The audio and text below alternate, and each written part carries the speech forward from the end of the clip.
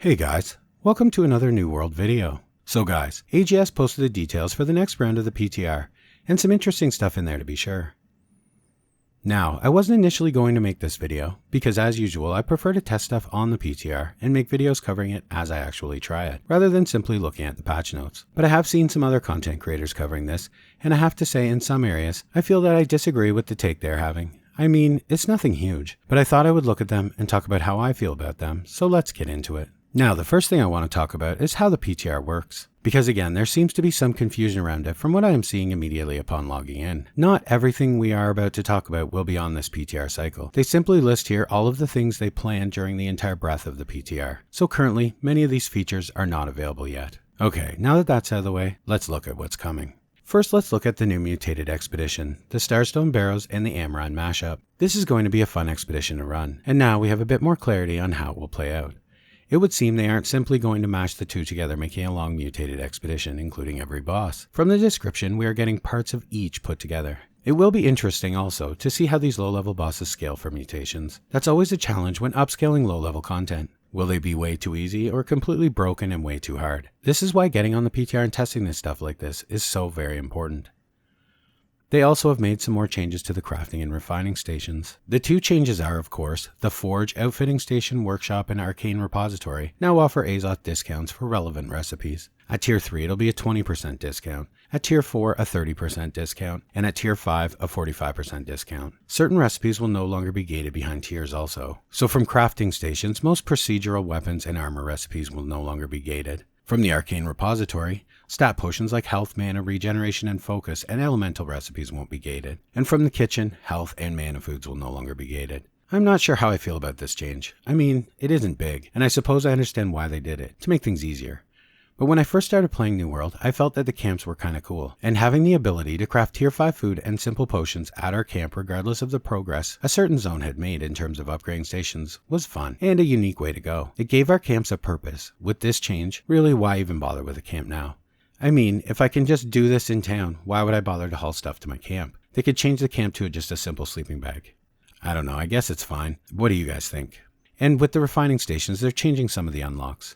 Tier 3 unlocks, recipe level is less than or equal to 100 and not legendary.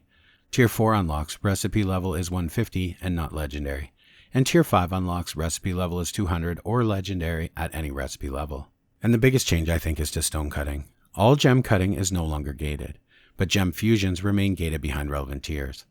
I am fine with this change also, but again, I will say it, AGS needs to monitor these changes very, very closely. They have made moats trivial. They are now making gem cutting a ton more accessible. We are tiptoeing around trivializing crafting here. At first it will be great, and the easier they make it with scarabs and making leveling easier and trophy mats easier to get and crafting armors easier to get, it will all make casuals very, very happy.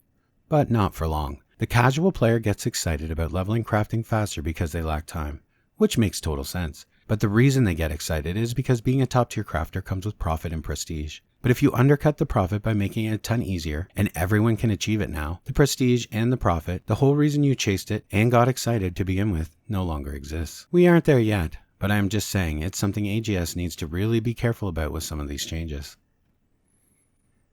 The next big change coming to the PTR is to companies, and namely that you will no longer need to have chosen a faction in order to join a company. Now, I have seen a few content creators get very excited about this, slightly misunderstanding its meaning. This does not mean you can, for example, join a Covenant company when you are a Marauder. Certainly it doesn't. If it does, then what's the point of factions?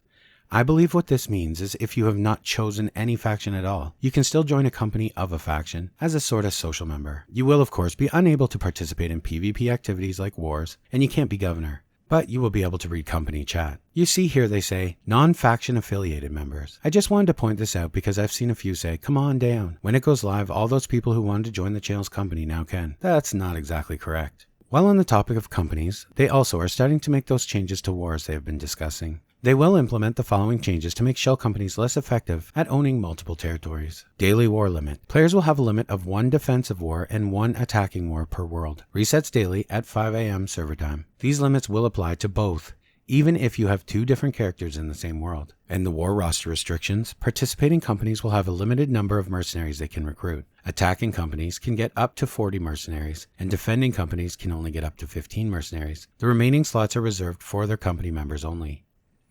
And for company switching cooldowns, when leaving a company, player will start a 72-hour cooldown on fighting in a defensive war and earning influence for a company towards war declaration eligibility. The cooldown begins once a player leaves. Any influence earned will still count towards the player's faction. These, in my opinion, are great steps towards mitigating shell companies and having a small group controlling and manipulating entire servers. However, for it to work properly and smoothly, I do believe they're going to need to increase company member sizes. Because you're always going to have issues with rosters versus who can be on when. It's not like everyone's play schedules will line up with the wars, so having more people in a company will increase the potential player pools online. And finally, they're adding the leaderboards. These will cover all aspects of the game, crafting, PvE, and PvP, and will reward companies, factions, and individual players in the following categories: mutated expeditions, faction wars, versus environment versus players, and trade skills. Every category will contain subcategories. For example, faction war includes territory control score, so if you finish in the top 10 of any leaderboard at the end of the weekly, monthly, and quarterly rotations, you will get exclusive skins, achievements, and titles. Rewards cannot be earned in the PTR, but I am wondering if we will be able to see the potential rewards on the PTR. I understand why we can't earn them, but I am so curious to know exactly what they will be. So that covers all the big stuff. But the first round PTR patch notes have released, and in them are some small changes I want to talk about. Stuff not listed here in this big post. For example, they're changing, or I guess fixing, some perks. The biggest one for me was they adjusted an issue where the base duration of max duration of the shirking fortification perk was set to the same value. Base value was meant to be lower, reducing duration of the fortify from 6 to 4 seconds. A small change, but something to be aware of for sure, especially if your build is centered around it. They have also added the smelting, refining, crafting clothing to some named enemies in Brimstone, so they will drop now instead of only being available in the aptitude crates. I wonder how that will affect the value of the smelting clothing, being able to farm named bosses for the clothing as well. They updated the crafting recipe for specific crafted weapons with a filled gem slot, so now you're going to need the gem for that crafting recipe that comes in the slot.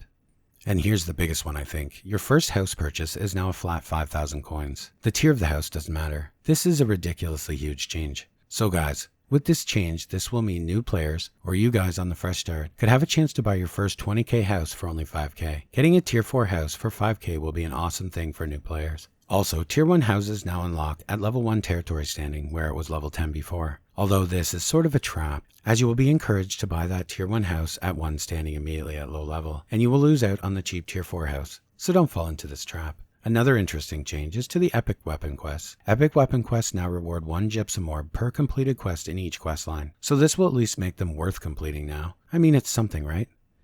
And a very disappointing change, well for me at least. The bow, Fangs of Secha, has had its Plague Strikes perk removed and switched to Plagued Crits. And the life staff, Petra Ataraxia, and this life staff has had its Plague Strikes perk swapped for Refreshing. I sort of figured we would see this. But I mean, why give it those perks in the first place only to take them away again in a few days? Come on, AGS. The perks didn't even work correctly anyhow. So I see why you fixed it, but seriously, plan ahead and not put these on them in the first place. Well guys, that's all I will cover today. I just wanted you to be aware of a few of these changes. And I will of course continue to test this PTR cycle, as I always do, and share anything interesting I encounter. And as always guys, thanks for watching, and I will see you in the next one.